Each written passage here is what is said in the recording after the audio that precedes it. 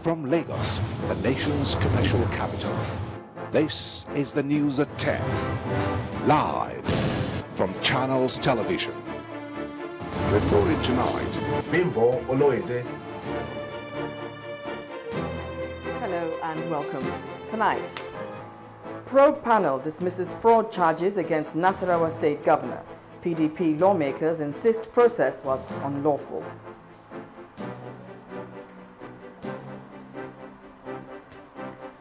PDP and APC in war of words ahead of Saturday's governorship election in Osun State.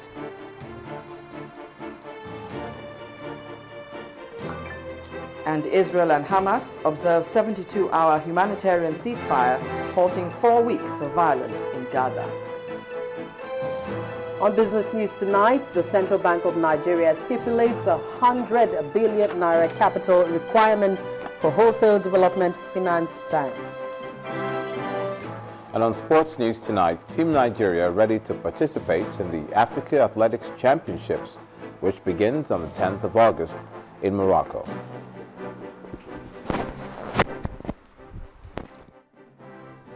I'm Linda Kibe, and from Abuja, APC holds final rally in Osun State.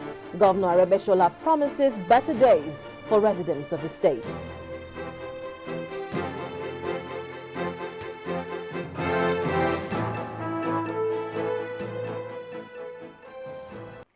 The Nigerian Air Force says it will soon complete the manufacturing of an unmanned ground vehicle that is capable of disabling high-caliber improvised explosive devices.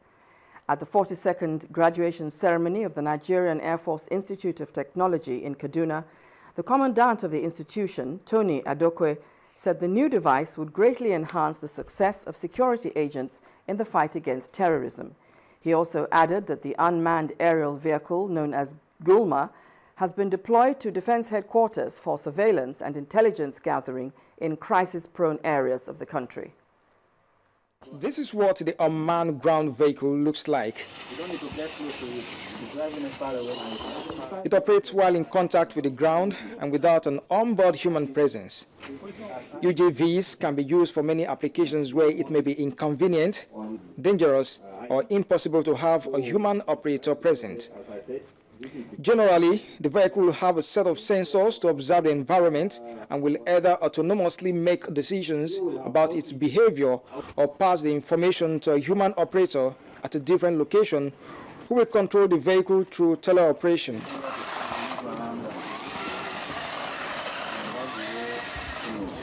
The Nigerian Air Force is eager to manufacture this vehicle.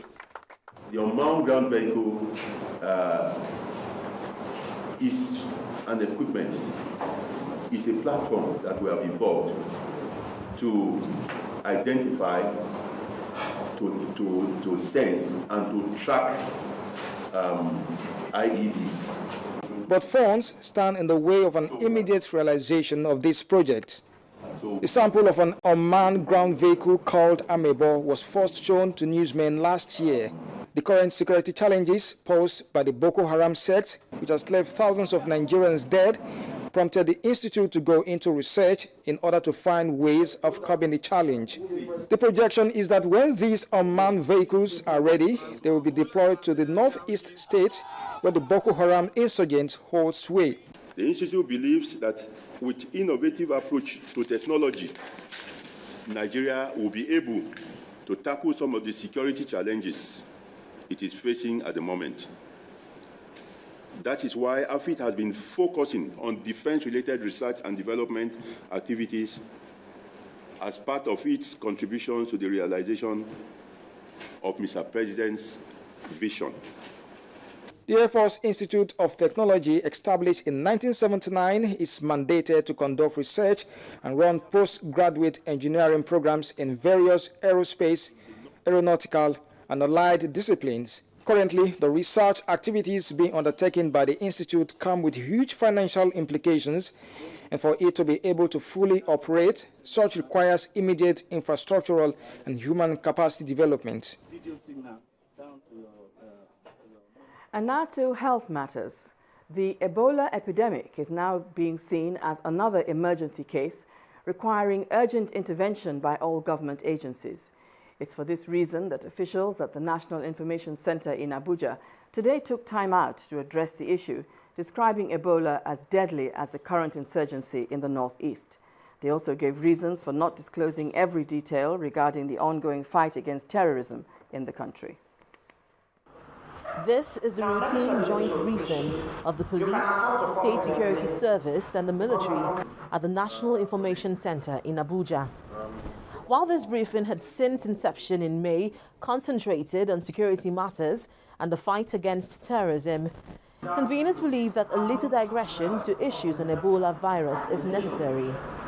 For them, creating awareness and preventive measures is as serious as fighting insurgency in the country. It is not intended to create panic, because studies, we as members of the committee set up by the President to ensure that citizens become more aware of what Ebola is, we decided to just introduce this awareness creation strategy in the briefing. Knowledge available indicates that the virus, as of now, may not have a cure and can be prevented through personal hygiene. Away from the Ebola pandemic, the coordinator of the National Information Center told journalists that the military is not under-equipped to march the insurgents as published in the social media. According to him, it is global best practice for the government to keep secret the tactics employed by security agencies in fighting terrorism. He appealed to the public to appreciate and cooperate with security operatives to win the fight against terrorism. We have stated several times that there is no way security forces will divulge information on its operations. It is not done anywhere, even in conventional war. Talk more of a war against terrorists where we are dealing with an enemy that lacks full of engagement. I saw military men under the heavy downpour with no raincoat checking. I mean, that is patriotism, if not for anything sake. So we should just stop looking for the slightest opportunity to criticize and run down our security forces. These officials also appealed to the politicians to keep security forces out of their politics, to allow them focus on their legitimate duties of protecting the nation and its citizens.